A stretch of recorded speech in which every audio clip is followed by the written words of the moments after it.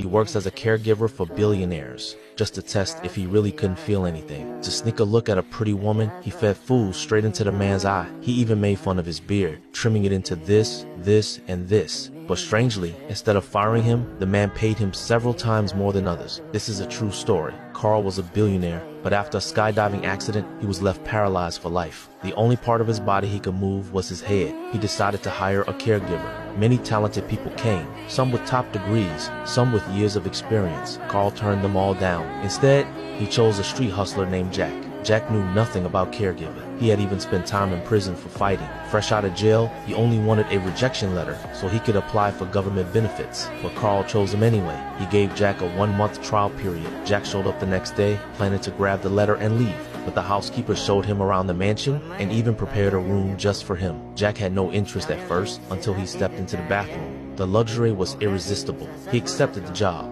but he was totally unreliable. In class, he mixed up foot wash and shampoo, rubbing the wrong things in the wrong places. Feeding Carl, he got distracted by the assistant and poked food right into Carl's eye. Friends couldn't understand why Carl chose someone like Jack. They said Jack had no sympathy, but that was exactly what Carl wanted. Jack never treated him like a patient. He refused to drive the van. Instead, he uncovered the sports car, lifted Carl into the passenger seat, and let him feel the roar of the engine.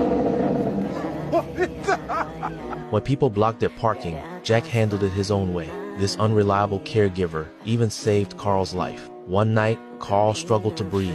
Jack rushed in without hesitation. He placed a warm towel on his forehead, calmed him gently, and pushed him out into the streets of Paris at 4 a.m. The fresh air eased Carl's chest. Later, in a cafe, Carl finally opened up. He spoke of his late wife and the nightmares from the accident. Jack listened quietly. Carl told him he passed the trial. Jack was thrilled. No one has ever recognized his abilities. Day by day, Jack became a real caregiver. He wanted Carl to regain confidence. One day, Jack discovered Carl had a pen pal. They had been writing for 6 months, but never met. Jack could tell Carl liked her. Without hesitation, he dialed her number. Carl resisted, but once she picked up, he started talking non-stop. When the call ended, Carl grew anxious again. She wanted to see his photo. Jack helped him pick one, but Carl secretly swapped it for an old picture of himself before the accident. Even a billionaire can feel insecure in love. While waiting for her reply, Jack took Carl out every day. Snowball fights, high-speed rides in a modified wheelchair, and even ear massages. Carl brought Jack to art galleries, concerts, and stylish shops. Their bond grew deeper. Soon, it was Carl's birthday. With Jack there, the party was alive like never before. Jack was the light in Carl's life, chasing away the shadows. Then, a letter arrived. His pen pal wanted to meet. Carl was overjoyed. He spent days picking outfits, but as the date drew near, his excitement turned into fear. Finally, on the day they met, Carl asked Jack to take him away.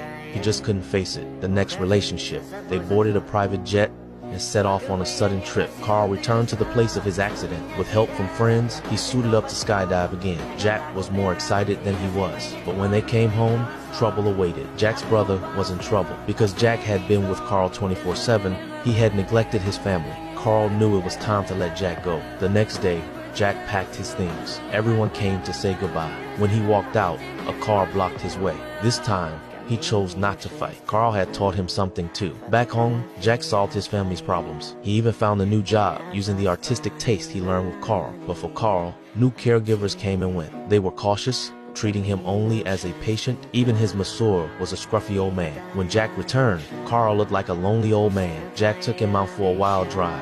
Police stopped him, but Jack boldly said he was rushing Carl to the hospital. Carl played along, pretending to collapse. The police panicked and even gave them an escort. Jack saw Carl's sadness, so he drove him across the fields, all the way to the sea. Looking at Carl's messy beard, Jack couldn't resist and styled it into this, and this. Because of Jack, Carl's dull life was filled with joy again. Finally, Jack brought Carl to a restaurant, but this time, he didn't stay. He told Carl not to be nervous. After Jack left, a woman sat down in front of Carl. It was his pen pal.